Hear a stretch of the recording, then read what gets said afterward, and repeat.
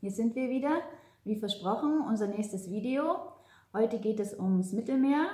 Wir haben uns 2007 dazu entschlossen, dass wir 2008 eine Auszeit nehmen, ein Sabbatjahr bzw. ein Sabbat-Halbjahr haben wir gemacht.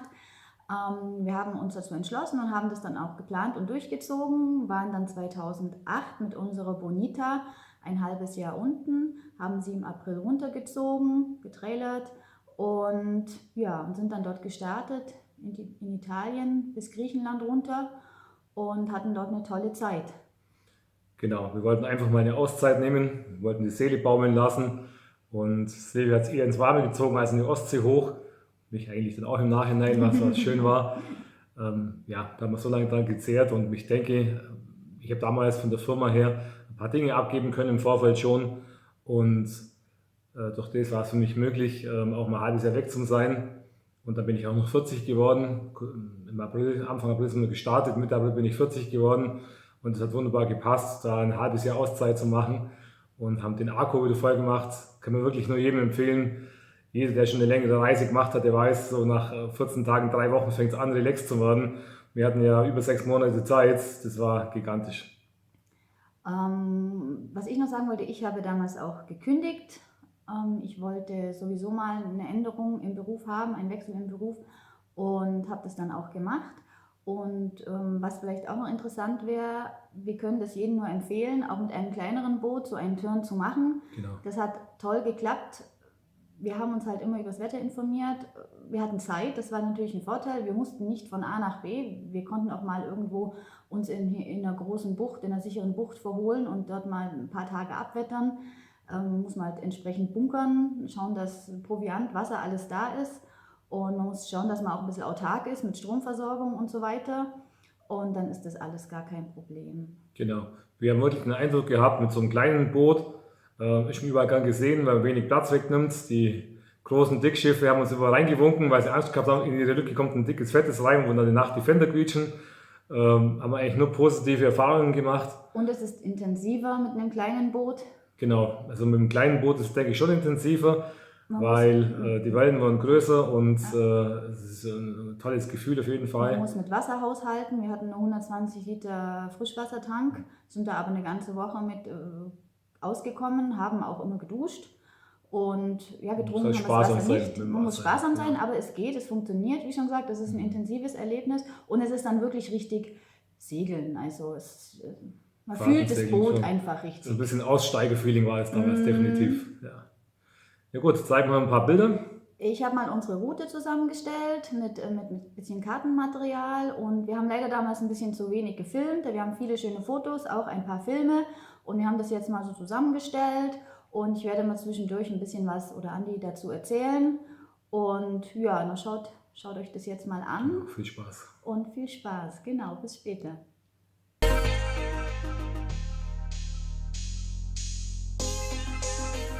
Los ging's in der Marina Aprilia Maritima in Lignano. Dann haben wir auch gleich die Fähnchen gehisst, leider aber verkehrt rum, wie man sieht.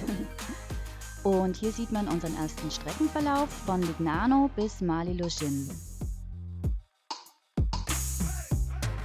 Am 14. April 2008 um 4:30 in der Früh ging's los, raus in die Lagune von Lignano. Dann gleich übers offene Meer bis nach Rovinj.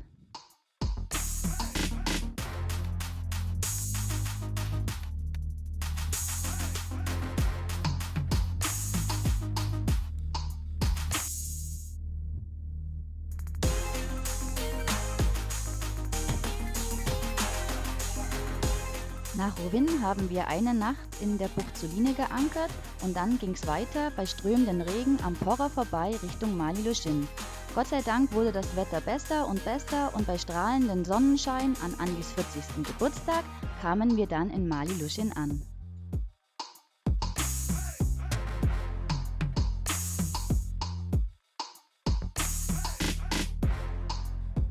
Hier sieht man den weiteren Streckenverlauf von Mali Lushin bis Insel Pashman über Insel Silba und Insel Isch.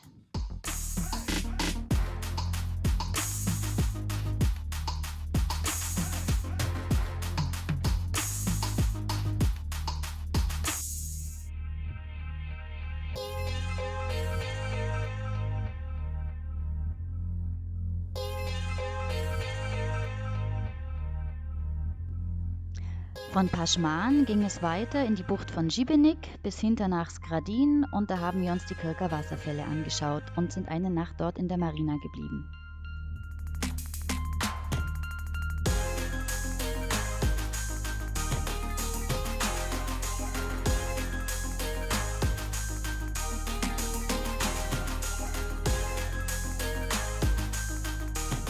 Man beachte den Größenunterschied zu den anderen Segelbooten.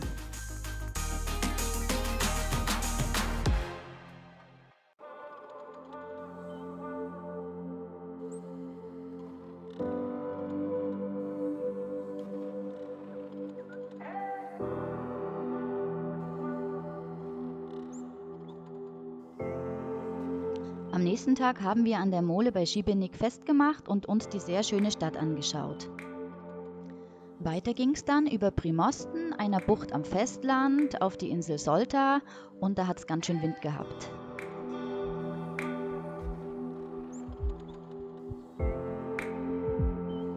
In dieser Bucht am Festland haben wir das erste Mal das Dinghy ausprobiert.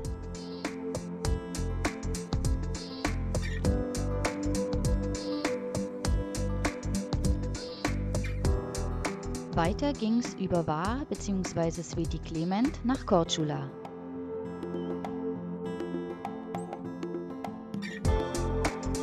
Von den Sveti Klement Inseln aus haben wir einen Ausflug in die Stadt Var gemacht und sogar einen Platz an der Mole bekommen.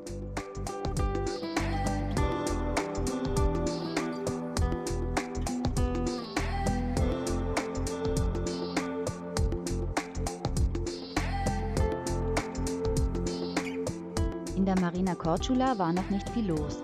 Dort haben wir ein Schweizer Pärchen kennengelernt, die das gleiche Boot hatten wie wir.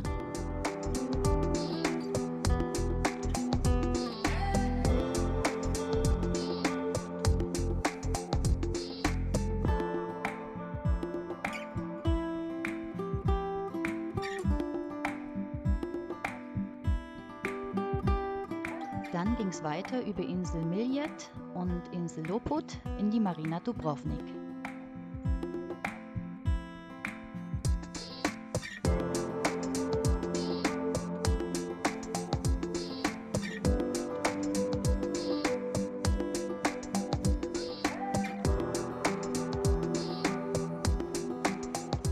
Von der Marina Dubrovnik aus fahren regelmäßig Busse in die Stadt, dass man sie besichtigen kann.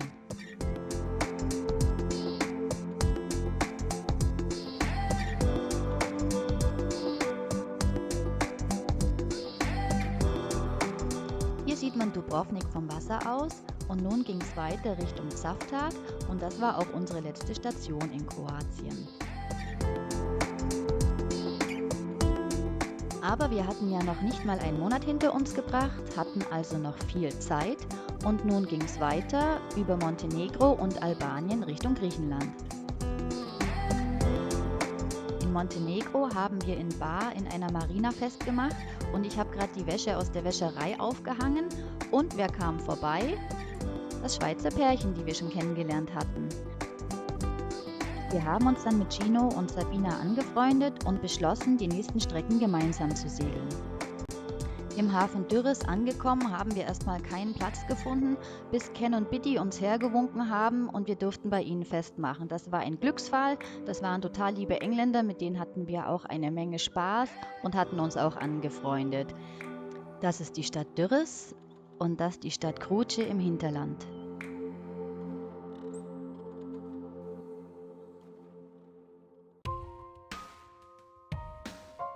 Dann ging es weiter in die Bucht von Flore, da ist ganz hinten drin eine italienische Marina. Da sind wir dann 8 Tage geblieben, alle 3 Boote, wie man hier sieht. Es war sehr schön, tolle Landschaft. Andi hat seinen ersten und letzten Fisch gefangen und hier geht es auch schon weiter Richtung Korfu.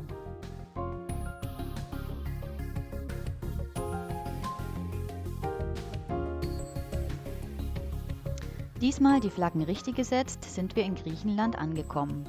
Unser nächster Streckenverlauf über Korfu, Paxos, Antipaxos rüber ans Festland.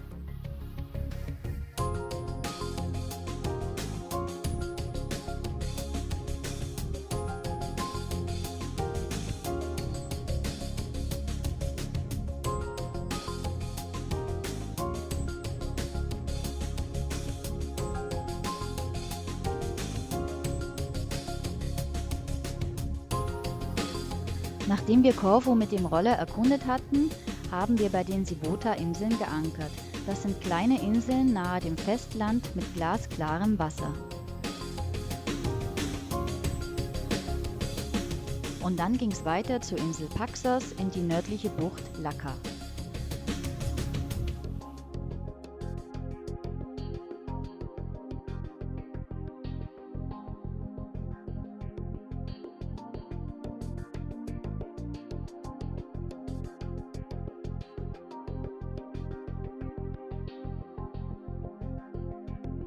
Hier sind wir immer noch auf Paxos im Hafen von Gaios.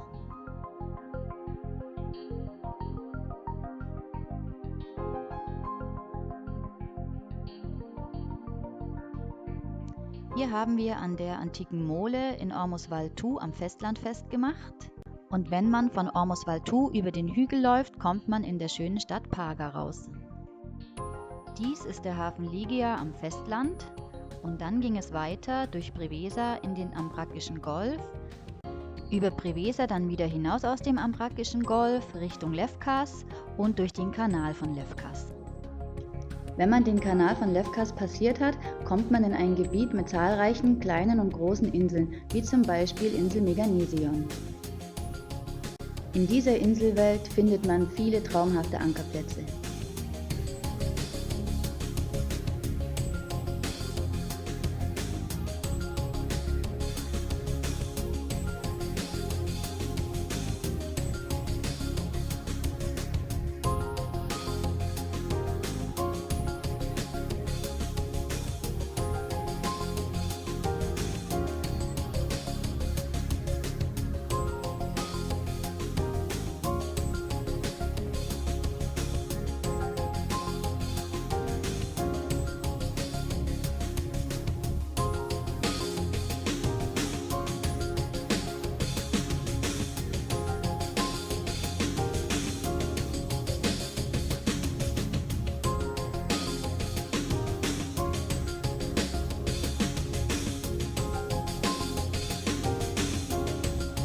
Auch die Insel Lefkas wurde wieder ausgiebig mit dem Roller erkundet und ist dabei zu unserer Lieblingsinsel geworden.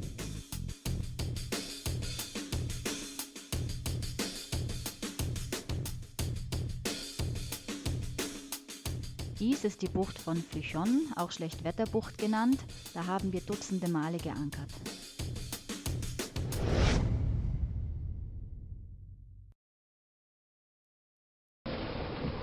Heute ist der 22. Juni. Wir segeln gerade von Meganesion heimwärts und es hat einen guten Wind. Was heißt heimwärts? In die Bucht bei Phychon. Versuche ich mal ein bisschen zu filmen, weil das so viel spritzt, ist das gar nicht so einfach. Da soll ich hinfilmen, hat der Andi gesagt. Kann man was erkennen? So, du spürst schön. Ich kann mal da versuchen, so durchzufilmen.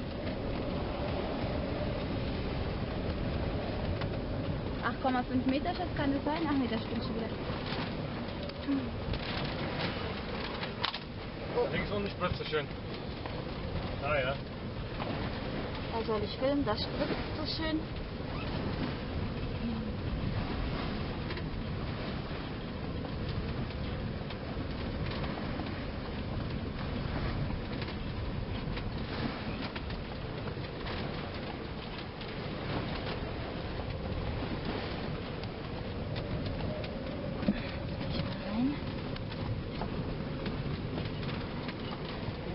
Einfach. Ein strahlender Andi.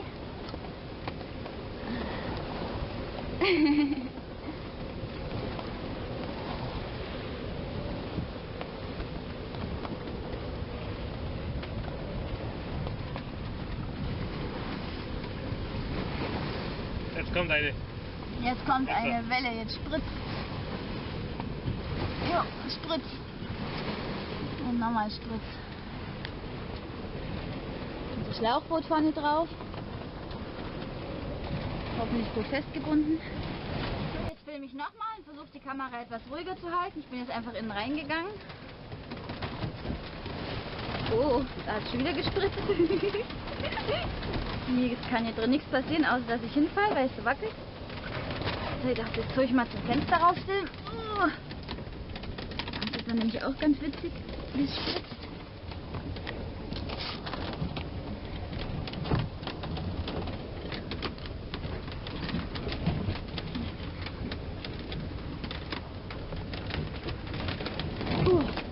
Da muss ich mir in den Kopf anstoßen.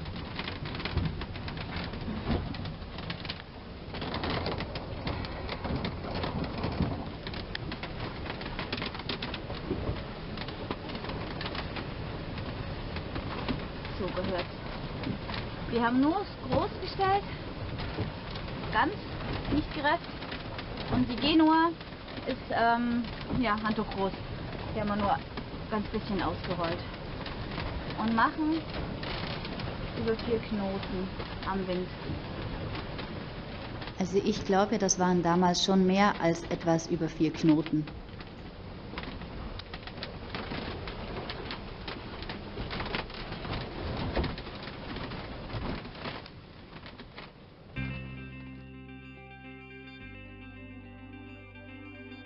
Weiter ging es dann zu den Inseln Ithaka, Kefalonia und Zakynthos. Das ist der hübsche Hafen Kioni auf Insel Ithaka.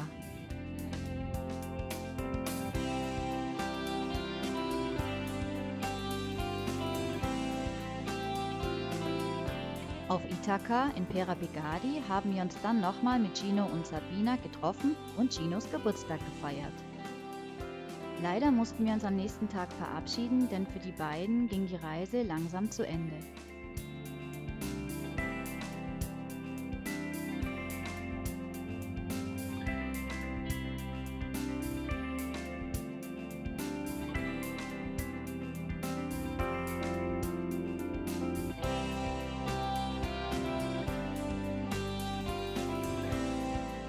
Im begehrten Hafen Fiscardo auf Kefalonia haben wir ganz außen am Schwimmsteg noch einen Platz bekommen.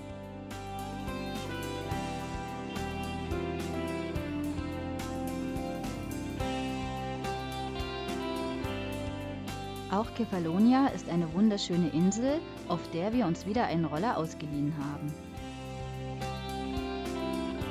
Hier blickt man von Kefalonia zu Ithaka rüber.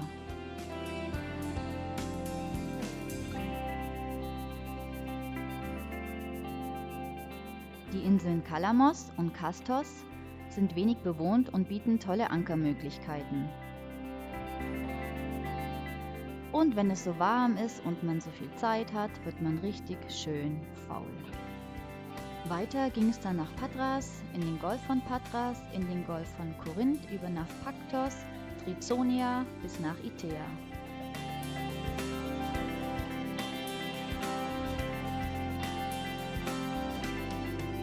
Patras ist eine große, laute Stadt und wir haben dort gemerkt, dass wir den Autolärm gar nicht mehr gewöhnt waren. Wenn man aus dem Golf von Patras kommt und in den Golf von Korinth fährt, muss man durch diese große Brücke durchfahren. Die Brücke ist zwischen Rion und Antirion.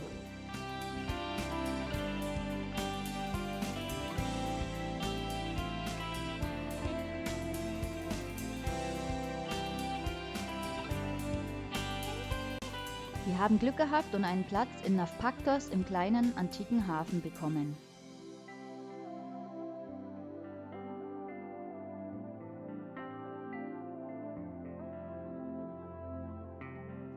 Tolle Ankerbucht mit angefangener Marina auf der Insel Trizonia.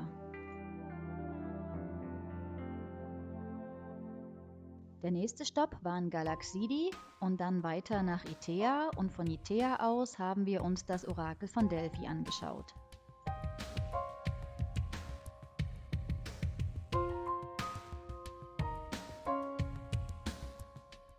Von Itea ging es dann wieder Richtung Patras und am Festland entlang. Hallo, heute ist der 14.07.2008 und wir segeln gerade in die Bucht, die heißt Amos Petala, glaube ich, bei der Insel Petala oder so ähnlich. Wir haben schon ziemlich spät, um 6 ist es schon, kurz nach 6. Ja, und jetzt ist noch ein bisschen Wind und jetzt segeln wir noch ein bisschen. Jetzt drehe ich mal um. Schwupp. Da ist der Andi.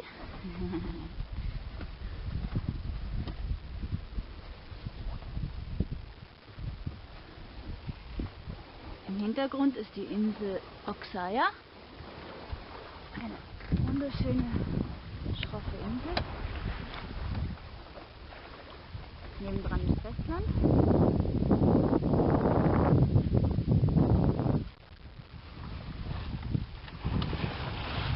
Dahin möchten wir.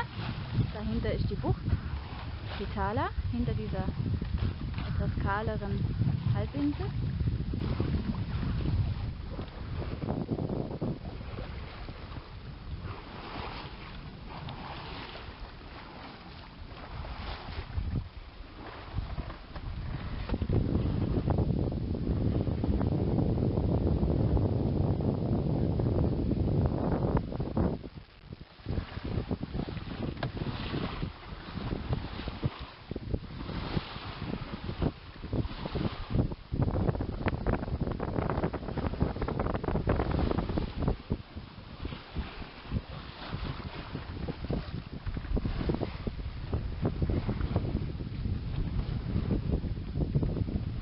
Hey.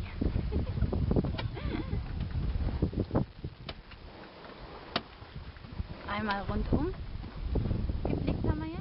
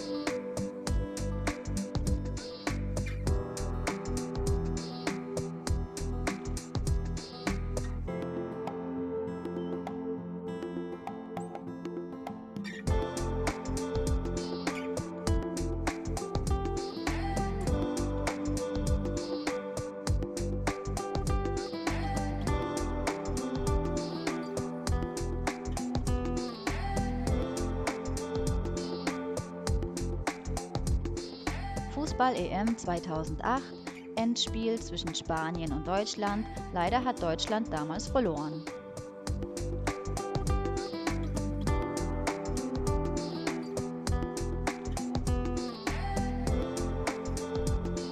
Und hier sind wir wieder mal in Pera Pegadi auf Ithaka, weil es uns da so gut gefallen hat.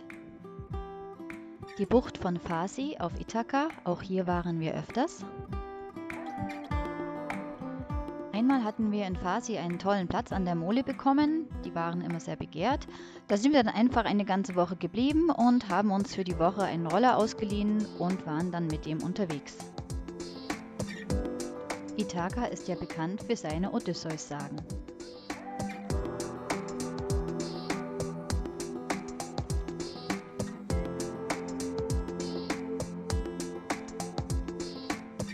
Oberhalb von Pera Pegadi im Felsen befindet sich die Arethusa-Quelle.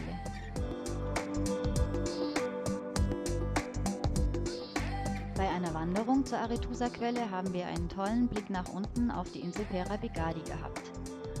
Und nach einem angenehmen Fußmarsch sind wir dann auch an der Quelle angekommen.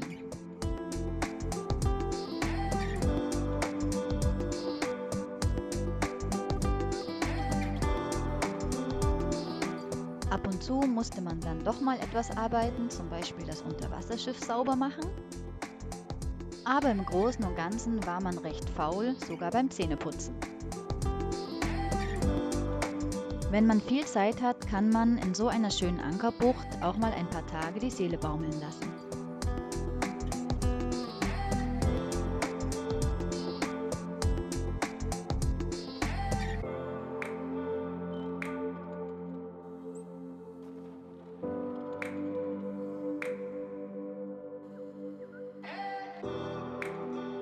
Nochmal in Fiscardo auf Kefalonia. Hier war richtig was los, wir haben aber trotzdem wieder einen Platz bekommen.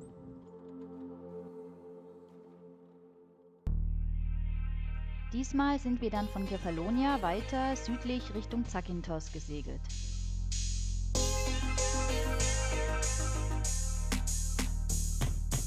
Die Insel Zakynthos hat an ihrer Ostseite eine sehr schöne, felsige, zerklüftete Küstenlandschaft. Dann waren wir wieder mit dem Roller unterwegs und haben uns die Shipwreck Beach von oben angeschaut.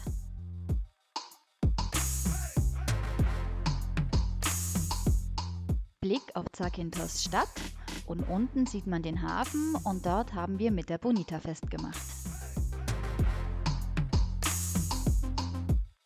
Caretta Beach im Süden der Insel. Hier kommen jährlich die unechten Karettschildkröten her, um ihre Eier in den Sand zu legen. Leider sind an diesem Strand sehr viele Badegäste, so dass die Nester der Schildkröten kaum eine Chance haben. Aber immerhin versucht man sie mit solchen Gestellen zu schützen.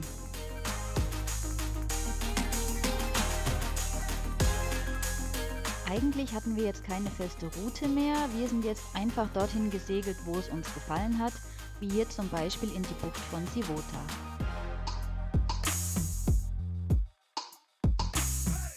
Hier beachte man den Hintergrund, die kleine Mizi hat nämlich im Blumenkübel geschlafen. Hier haben wir an der Privatinsel Skorpios festgemacht und irgendwie wurden wir im Gegensatz zu vielen anderen geduldet. Auf der verzweigten Insel Meganision gibt es zahlreiche schöne Ankerplätze.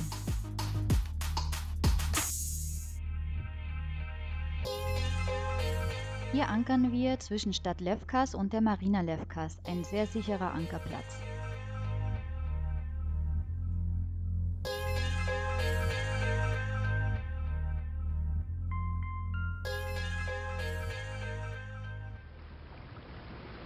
Heute ist der 28.08.08 und wir fahren gerade durch den Kanal von Lefkas. Wir fahren heute nach Preveza und haben heute Nacht vor Lefkas Marina geankert. Haben uns Geld für die Marina gespart. War ganz gemütlich, waren gestern Abend noch in Lefkas. Sehr schöne, lebendige Stadt. Jo, und jetzt verlassen wir Lefkas, kommen vielleicht nicht mehr zurück, wir wissen es noch nicht genau. Nochmal 28.08. Mal darüber filmen, da ist das alte Fort. Sieht man nicht mehr ganz so viel. Ansonsten ist es hier eine recht öde Gegend. Da drüben fahren die Autos über die Verbindung und wir fahren übers Wasser.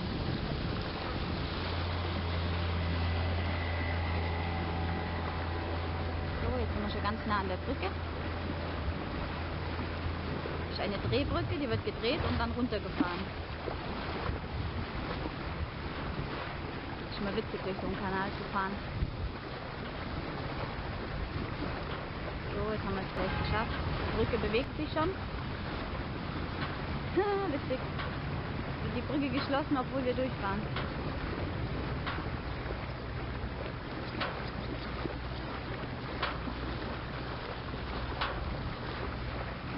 Jetzt haben wir es geschafft.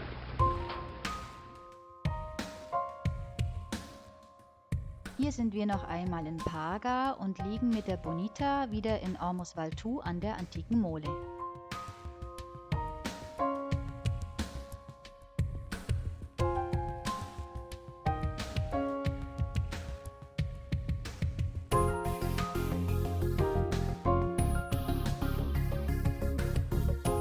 Schnorchelstopp an der Westküste von Antipaxos.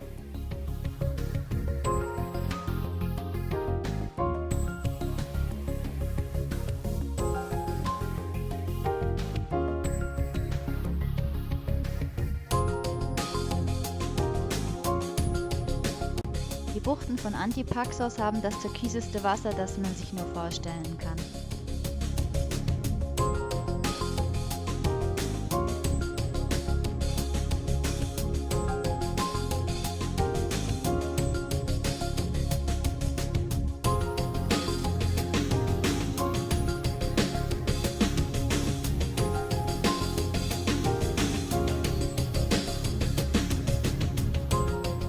Wieder mal in eine eine der Buchten von Meganesion geankert und mit Landleine festgemacht.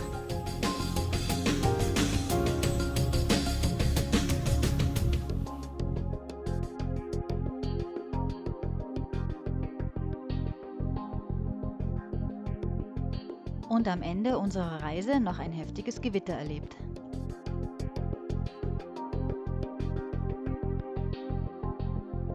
Aber am nächsten Tag war die Welt schon wieder in Ordnung. Hier sieht man die gesamte Strecke, die wir von Italien bis nach Griechenland zurückgelegt haben. Anfang Oktober sind wir dann von Prevesa nach Hause geflogen und haben unseren neuen Jeep und den Trailer geholt und sind nach Venedig gefahren. Von Venedig sind wir dann mit der Fähre nach Igoumenitsa gefahren. Und Igoumenitsa, das liegt nicht weit weg von der Insel Lefkas, und in Lefkas Marina hatten wir derzeit die Bonita liegen.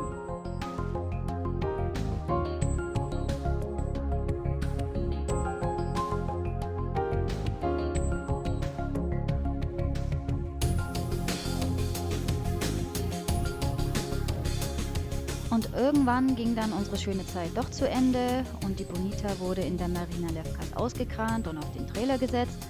Wir haben sie dann wieder nach Igoumenitsa gefahren, auf die Fähre bis Ancona, auf dem Campingdeck und haben sie von Ancona nach Hause gezogen und haben sie dann wieder in ihren Stadel gestellt. Ja, küsst die Hände, Ende. Hallo, hier sind wir wieder. Das war jetzt die kleine Zusammenfassung von unserer Auszeit 2008, wo wir ein halbes Jahr auf dem Segelschiff verbracht haben. Das war eine kleine trailerbare Sunbeam 27 mit 835 x 250, wie schon erwähnt. Und das war fantastisch. Das hat alles gut geklappt und war total sicher und total schön. Können wir eigentlich nur jedem empfehlen. Ja, wir sind auch ziemlich runtergekommen in der Zeit. Und wir sind so weit runtergekommen, dass wir unsere Pläne auch ein bisschen geändert haben. Ursprünglich wollten wir um den Peloponnes rumsegeln und zum Ende der Reise nach Kroatien hoch und das Boot in Kroatien oder Slowenien auskranen. Wir haben es dann anders gemacht, man hat es im Video gesehen. Wir haben dann die Sache mit der Fähre gemacht und da sind wir beide gleichzeitig drauf gekommen, dass wir das so machen können, waren uns sofort einig und dann war das eine gute Entscheidung. Das war absolut super.